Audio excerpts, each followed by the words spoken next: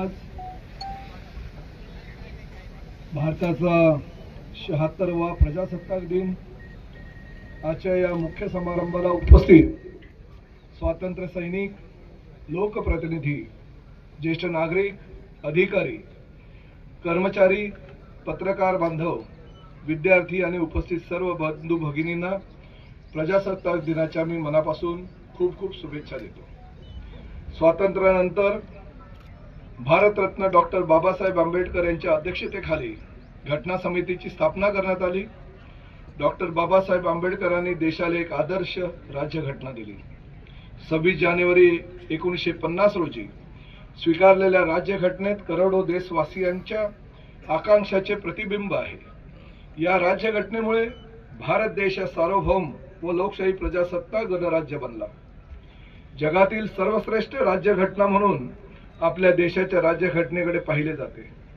राज्यघटनेतील मार्गदर्शक तत्वानुसार देशाची बांधिलकी, स्वातंत्र्य, समता, बंधुभाव आणि सर्वांसाठी समान न्याय या तत्वांशी असून आपण लोककल्याणकारी राज्याची संकल्पना मान्य केलेली आहे। महाराष्ट्र हे अतिशय प्रगत असे लोक प्रतिक्रिया द्या। सर्वप्रथम मी सर्वांना प्रजासत्ताक दिनाच्या शुभेच्छा देतो आणि प्रजासत्ताक दिनाच्या दिवशी काही पॉलिटिकल स्टेटमेंट टीकात्मक करू नये असं मला वाटतं, पण तरी मी ऐतिहासिक सत्य म्हणून सांगेन याच्यामध्ये की 1946 साली संविधान सभेसाठी निवडणुका होऊन संविधान सभेची निर्मिती झाली आणि 9 डिसेंबर 1946ला डॉक्टर राजेंद्र प्रसाद यांची संविधान समितीची म्हणजेच घटना समितीचे अध्यक्ष म्हणून नियुक्ती करण्यात आली होती त्यावेळेस।